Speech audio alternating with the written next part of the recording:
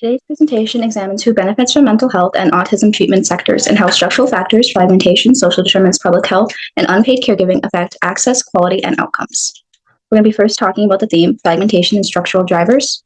Looking at the structural drivers of fragmentation, care fragmentation significantly impacts the mental health industry, affecting both psychiatric and autistic treatment systems. Fragmentation occurs when patients navigate disconnected services, leading to inefficiency, poor outcomes, and repeated visits to multiple facilities without follow-up or information sharing. Superutilizers, often young minority or Medicaid patients, highlight these systematic and organizational failures, reflecting deeper institutional problems, founded by Kelton-Bourne et al. 2021.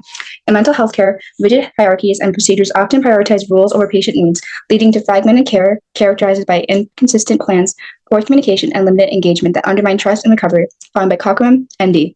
This fragmentation separates psychiatric services, primary care, and community supports, with many patients receiving medication without adequate psychosocial or preventative care.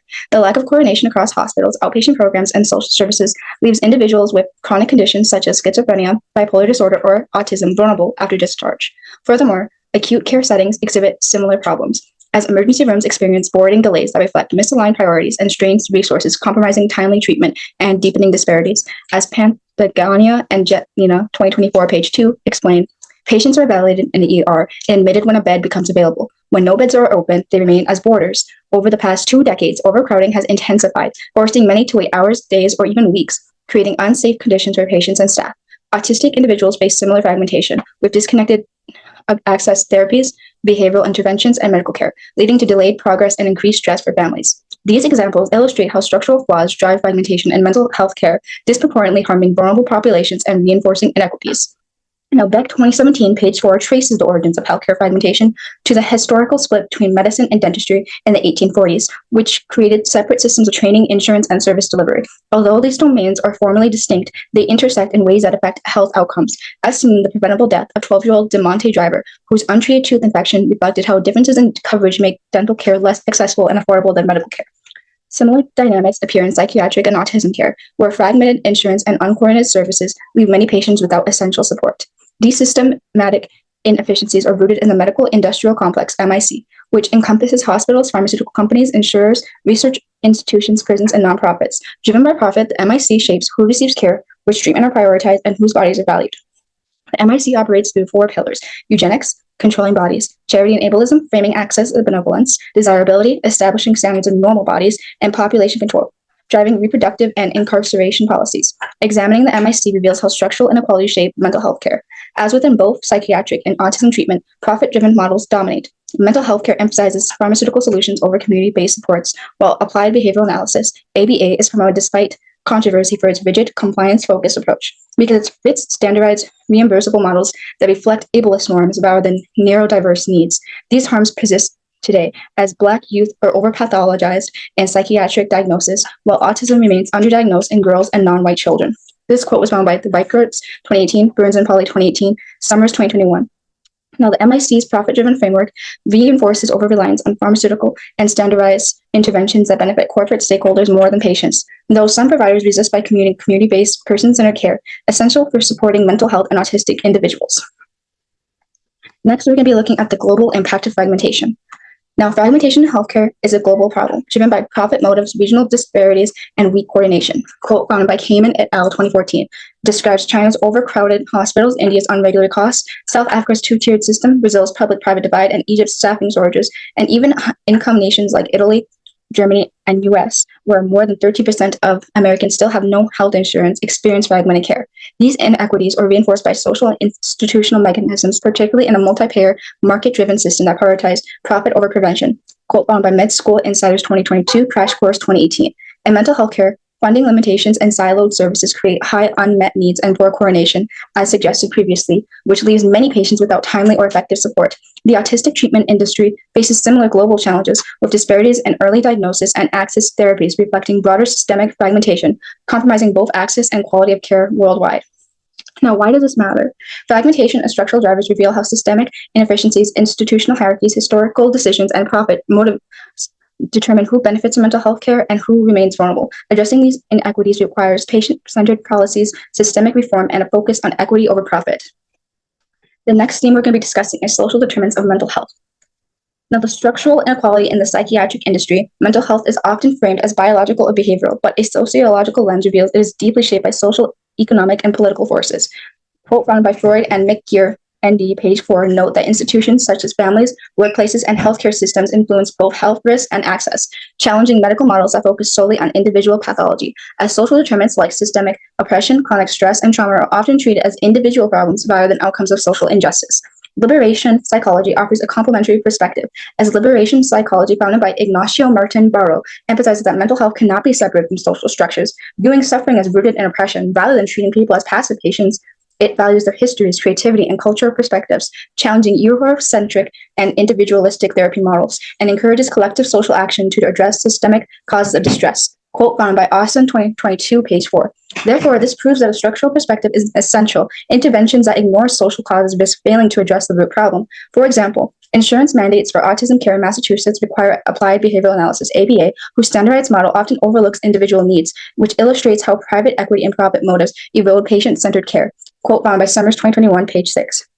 Now, mental health outcomes are similarly shaped by poverty, education, racial discrimination, and geographic access, while marginalized populations face additional barriers such as stigma, mistrust of institutions, and inadequate coverage. These structural inequities are evident in the U.S. healthcare policy, as Lipschitz and Beers 2025, page 2 note that the proposed One Big Beautiful Bill, OBB, could leave up to 10 million Americans, including those with chronic conditions, uninsured. Matthew, a Crohn's patient in Massachusetts, illustrates how state-by-state Medicaid eligibility determines access to life-saving care. This quote was found by Box 2017, 916 to 1019. Similarly, in mental health, Medicaid variations dictate whether individuals receive timely services. These disparities arise from treating mental health care as a commodity. Market-driven, profit-focused reforms fragment service, complicated administration, and weakened coordination. Saculario and Row to Row, 2017, page 25 through 26, note that such policies disproportionately harm the most vulnerable, those with disabilities, chronic mental illness, and older adults, shifting responsibility from collective support to individuals. Neoliberal approaches thus deepen inequities, placing the greatest burden on those least able to bear it.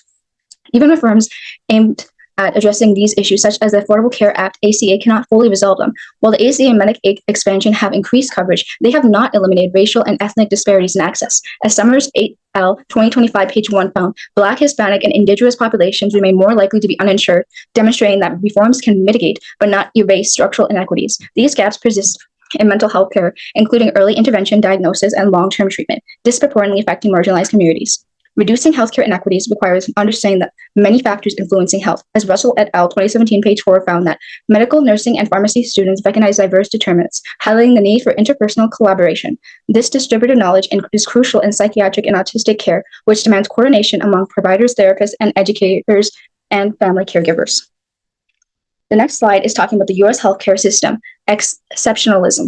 To understand why the U.S. mental health system continues to produce inequities, we must examine its ideological foundations. As Thero 2017, page 3 to 4, links U.S. healthcare failures to American exceptionalism, the belief in charting its own path, often in opposition to global norms. Unlike other wealthy nations with universal systems, the U.S. relies on a fragmented mix of private insurance and market competition, leading to a higher cost and greater inequality, as we have suggested previously. These structural challenges are rooted in historical injustices, including the exclusion of Black workers from safety nets and delayed hospital desegregation, which continue to shape access to care despite substantial investments. As according to Centers for Medicare and Medicaid Services, 2025, page 1, the U.S. spends $4.9 trillion on healthcare, about 17.6% of GDP, yet outcomes remain profoundly unequal. This paradox is evident in mental health care. Despite heavy spending on medications, hospitalizations, and other outpatient services, many individuals remain untreated or undertreated. Autism services face similar barriers, with high therapy costs and stark disparities in access. As Crash Course 2016, 420 to 435 emphasizes, Americans spend nearly twice as much per person on healthcare compared to other developed nations, yet experience lower life expectancy, higher infant mortality, and worse chronic diseases outcomes. Rising costs have yielded minimal improvements in outcomes, reflecting a societal preference for profit over prevention and a failure to pursue systemic reform in mental health care. Now, why does this matter? Mental health is not just individual or biological. It is socially produced. Structural factors like class, race, policy, and institutional power shape who gets sick and who gets care. A sociological perspective reveals that mental health disparities are outcomes of inequality, not personal failure. Addressing them requires systemic change, not just medical solutions. The next theme we're talking about is public health prevention and the role of unpaid caregivers. Looking at the structural drivers of public health and prevention are inherently sociological, reflecting how society's structural care allocate resources, and prioritize support. In the mental health industry, preventative strategies such as early screening, psychoeducation, and community-based support are critical, but their effectiveness depends on access, trust, cultural relevance, and the ability to navigate complex systems. As Crash Course 2022 emphasizes, prevention addresses health issues before they become severe, reducing reliance on costly treatments and shifting the focus from cure to care. However, achieving this shift requires systemic change and more inclusive mental health practices. Boone et al. 2007, page 6, note that traditional trials often miss important connections. A systems approach considering institutional, social, and behavioral factors is more effective than clinical interventions alone. Applied to mental health, this approach can reduce over-reliance on hospitalization and pharmaceutical care, addressing both individual and structural determinants of well-being. Addressing social determinants in mental health requires structural solutions, such as the universal health coverage, which ensures equitable access regardless of socioeconomic status. Nations with the universal systems like UK, Canada, Germany, and Brazil perform better in preventative and chronic care. As Kamen et al. 2014 note, countries with broadly accessible care achieve better preventive outcomes, manage chronic conditions more effectively, and reduce disparities. In contrast, the fragmented U.S. healthcare system mix employer-based insurance, Medicare, Medicaid, and private plans, leaves millions underinsured or uninsured. Mental health prevention efforts, including early intervention and community support and destigmatization campaigns, often struggle under such fragmentation. And autism early diagnosis and intervention programs similarly depend on coordinated public health infrastructure that is frequently underdeveloped.